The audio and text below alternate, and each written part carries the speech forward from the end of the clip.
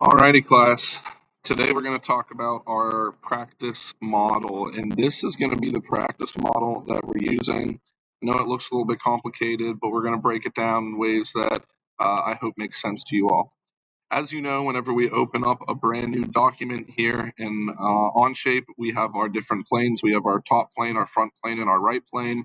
I mentioned a lot of times you're going to choose to build stuff with the top plane just because it makes sense to build stuff bottom up. It is up to you how you choose to do it. And in this video, I'll show you two of those ways. So the first way is building it bottom up. You building bottom up, we are going to start with our top plane like this, and we're just going to kind of work our way up like we're building a house. So I'm going to click on the top plane, and I'm going to click on sketch in order to start my very first sketch. In my first sketch, I am going to create a rectangle that is 6 inches by 2 inches. You see it right here. So once you have that 6-inch by 2-inch rectangle created, I use the center point rectangle. We're going to hit the green check mark to finish our sketch. Once we finish our sketch, we'll have that rectangle, and then it's important that we select right-click isometric so that we can have a 3D perspective of our original sketch, which is this sketch right here. We're then going to go ahead and we are going to extrude that 6 by 2 rectangle up. And if we take a look at our technical drawing, it's going to tell us that we are extruding it up 1 inch from here to here. We see is 1 inch. I took 3, subtracted 2, was left with 1. So I'm going to raise this up 1 inch, and I'm going to hit that green check mark to finish off that sketch. Now, it's totally up to you how you do it. We very much could have added these holes right here and right here, right here and right here in this original sketch. I just chose to do it after the fact. It was just something that I decided to do. The next thing we're going to do is we're going to go ahead and we are going to start a sketch on this face right here, this front face, and that front face we're going to be able to cut out this piece.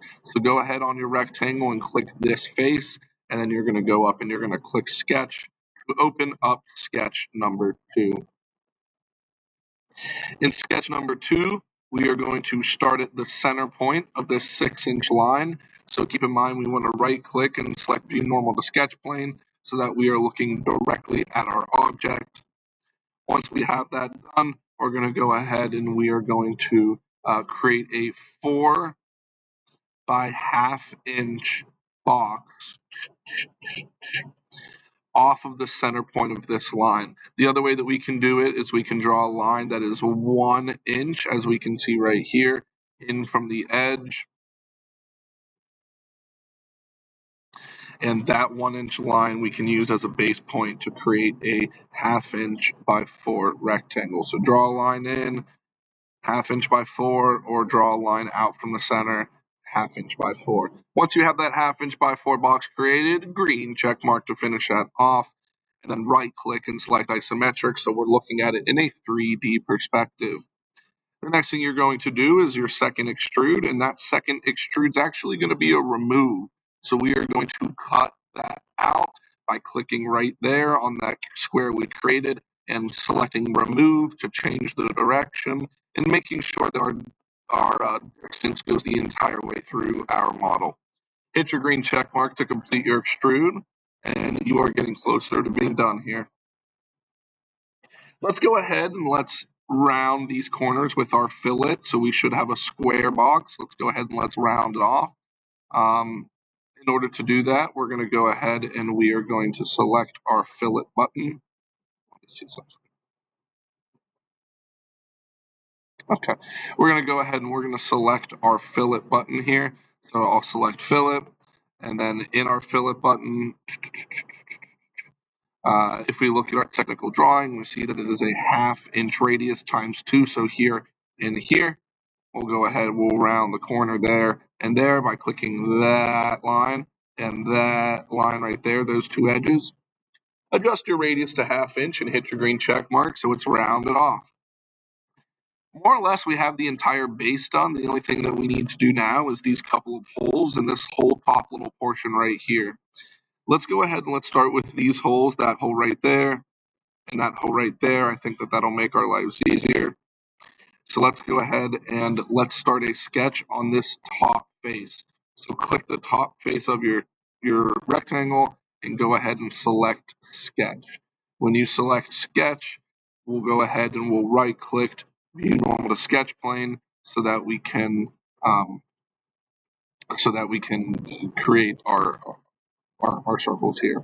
If I go back to my technical drawing and I look, we're going to see that from the edge in, it is 1.5 inches. And from the edge over, it is 1 inch in. So from the edge here over, it's 1 inch.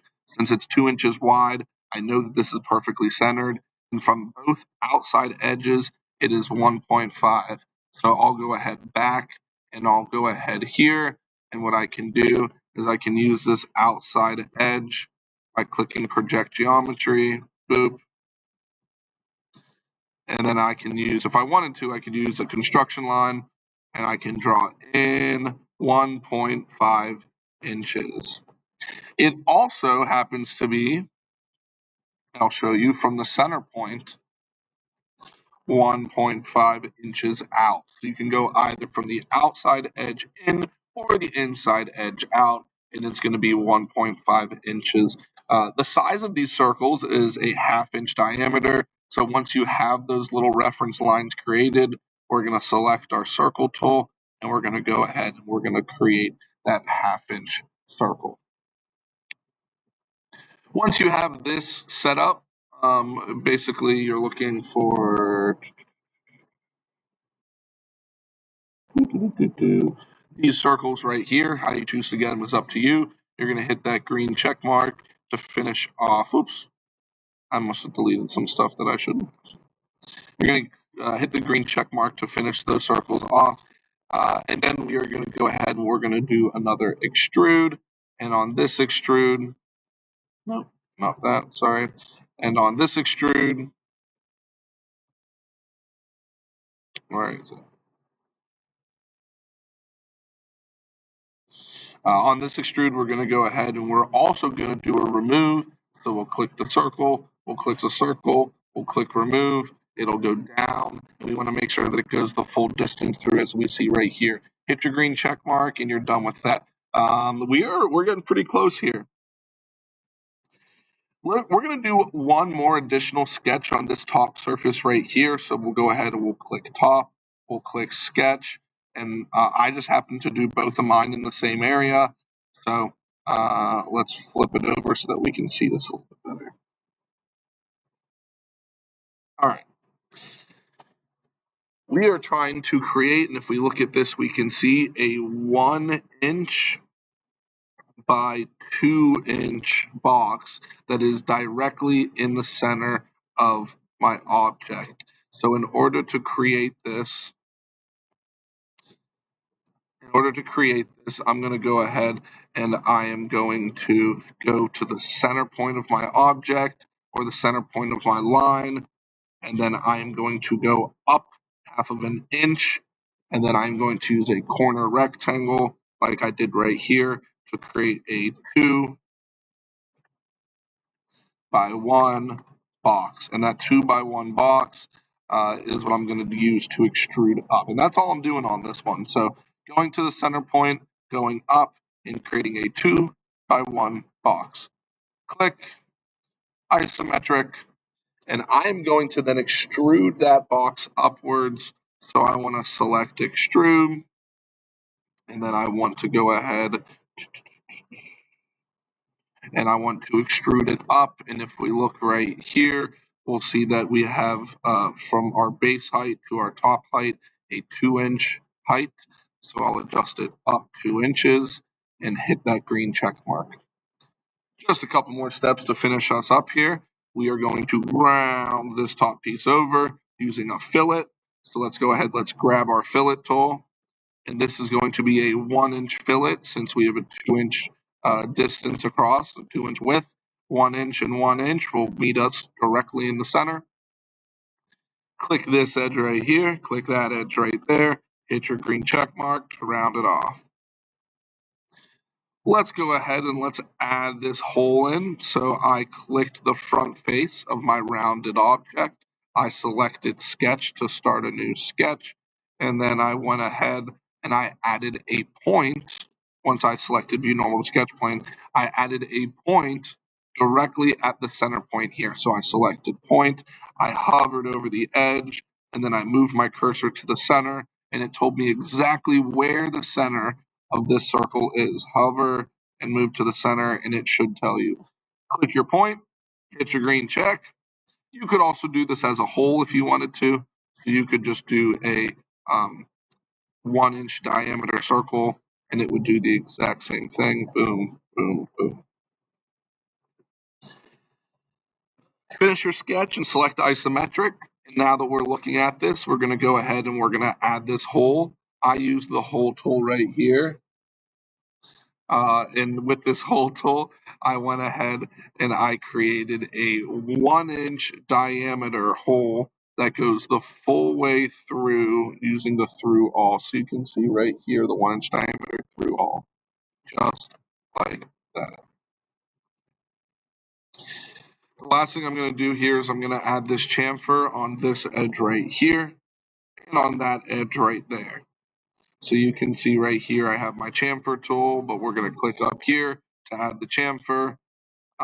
This chamfer, we see it from our drawing, is set at 0.25 of an inch or a quarter of an inch at a 45-degree angle. So we can just do, it should be an equal distance, 0.25 by 0.25, boom, boom, and we can hit our green check to finish this off. That is it. You are done. The last thing you need to do is adjust the appearance of your model using the appearance panel. Again, you're going to double click this little appearance panel swatch. You're going to double click your part and you're going to change the color. And then you can go ahead and you can follow us for our next video where we go ahead and we create the drawing of model number 1 or our practice model right here. There's one other way that we could go about building this model, and that is building it from our side plane. So you can see from here, I use my side plane, and in which case I can extrude it out to 2-inch width. I can then use my fillet tool to round the top at 1.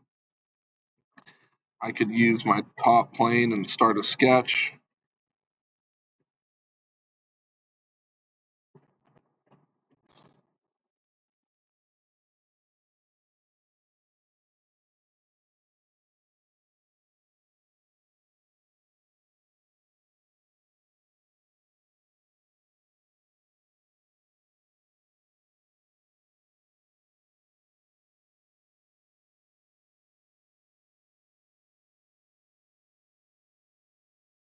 Draw those circles.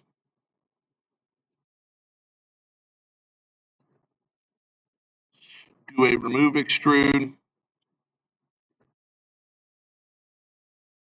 Start a sketch on that front face.